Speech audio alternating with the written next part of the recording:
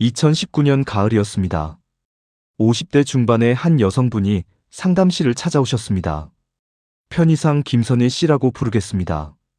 선희 씨는 들어오시자마자 눈물부터 쏟으셨습니다. 손은 떨리고 얼굴은 창백했습니다. 이야기를 들어보니 정말 기가 막힌 상황이었습니다.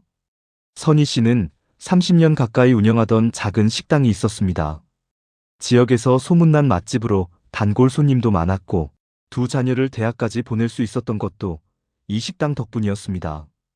그런데 2019년 초부터 이상한 일들이 연속으로 일어나기 시작했습니다. 먼저 1월에 주방에서 원인 모를 화재가 발생했습니다. 다행히 큰 불은 아니었지만 일주일간 휴업을 해야 했습니다. 3월에는 20년 넘게 함께 일하던 주방장이 갑자기 쓰러졌습니다. 뇌출혈이었습니다. 살아는 났지만 다시는 일을 할 수 없는 상태가 되었습니다. 5월에는 식당 앞도로 공사가 시작되었습니다. 원래 3개월 예정이었는데 계속 연기되어 9개월이나 걸렸습니다. 그 기간 동안 손님이 절반으로 줄었습니다. 7월에는 이번엔 선희 씨 본인이 계단에서 넘어져 발목을 심하게 다쳤습니다. 2달간 목발을 짚고 다녀야 했습니다. 그리고 9월, 극에 달한 것은 보건소에서 나온 식품위생 검사였습니다. 평소에는 한 번도 문제가 없었는데 이번에는 사소한 것까지 다 지적을 받았고 결국 영업정지 2주 처분을 받았습니다. 선희 씨는 말했습니다. 도대체 내가 무슨 죄를 지었길래 이런 벌을 받는 건지 하늘이 무너지는 것 같다고 이제는 식당 문을 닫아야 하나 고민 중이라고 했습니다. 저는 선혜 씨의 사주를 받아서 자세히 살펴봤습니다. 생년월일은 1965년 음력 2월 15일 오전 9시, 양력으로는 1965년 3월 17일생이었습니다. 사주를 펼쳐보니 한눈에 문제가 보였습니다. 사주 구성은 이렇습니다. 시주는 을사, 일주는 계사, 월주는 기묘, 연주는 을사입니다. 일간이 계수입니다. 계수는 작은 물, 이슬, 안개를 의미합니다. 섬세하고 예민하며 적응력이 뛰어난 성격입니다. 그런데 문제는 지지를 보면 사화가 2개나 있고 묘목이 하나 있다는 것입니다. 사화는 뱀의 불입니다.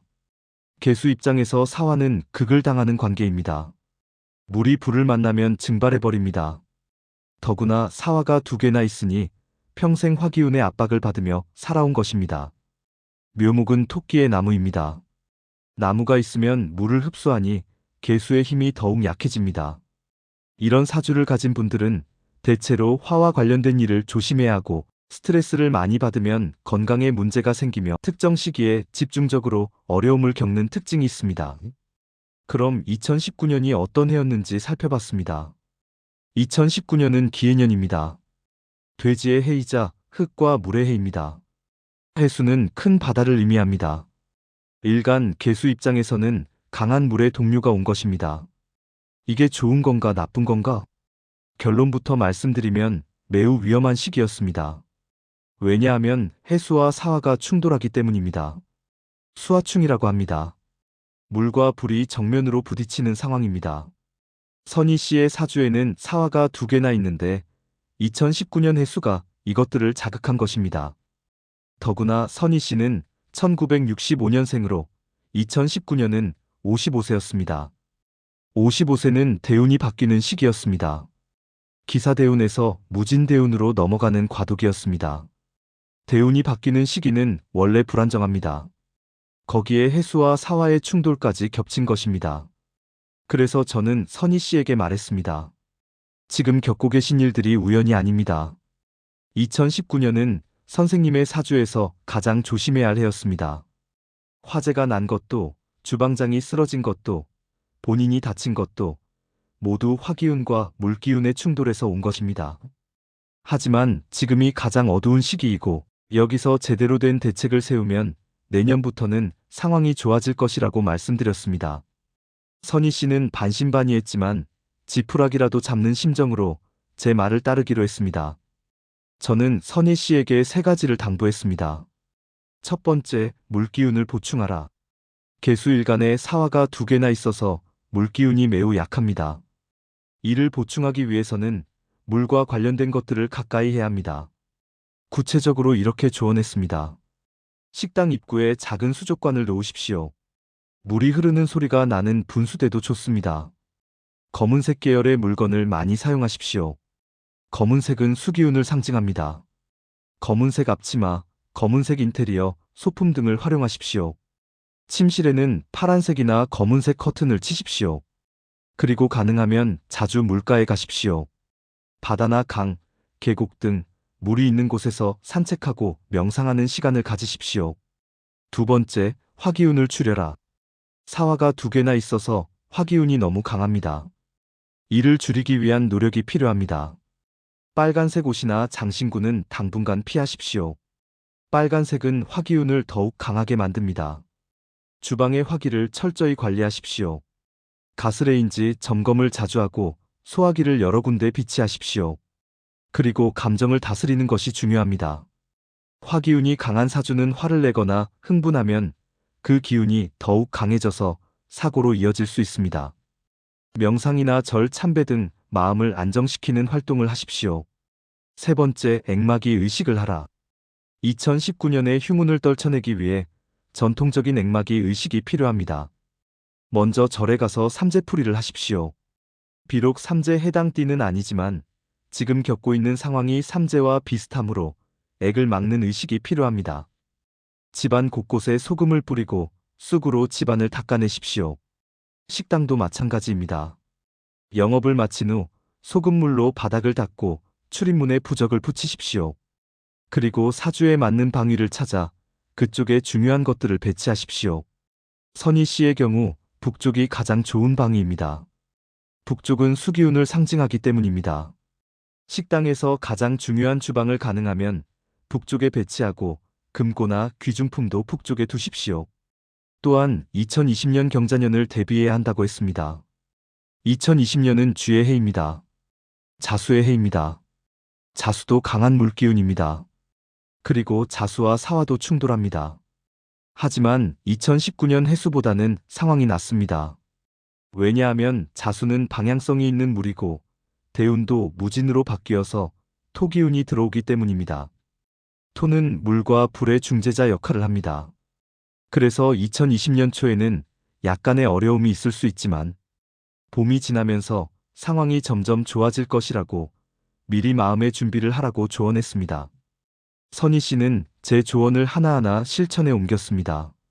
먼저 2019년 10월에 식당 입구를 대대적으로 리모델링했습니다.